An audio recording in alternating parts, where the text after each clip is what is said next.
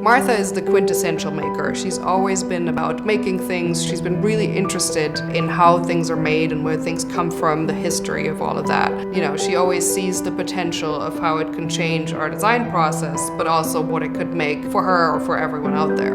Things that we're designing right now for the MakerBot store are cake toppers and celebratory items.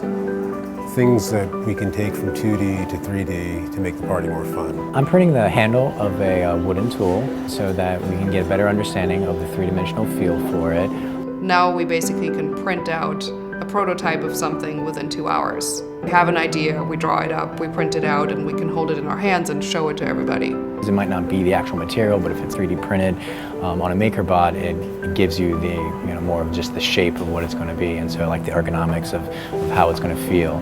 So with this brand new technology, bringing in some really classic colors that remind you of vintage product. And I think that's where we started thinking about, could it look like a jadeite? The desktop printer right next to my computer has allowed me to be much more creative. Anything I can think of and design, I can print out almost immediately.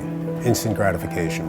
3D printing is just a whole new world of manufacturing. Having the factory in your house is a whole other way of thinking, a whole other way of creating, and a whole other way of product. It's a whole new world. There's been times where we printed a dozen different kind of handles, honing in on what that exact design should be. It makes the process of product development a lot faster, so it takes away a lot of discussions. You can just go for it and create a prototype, and that's your best way to convince somebody that this is a good product. I think there'll be one in every household very soon.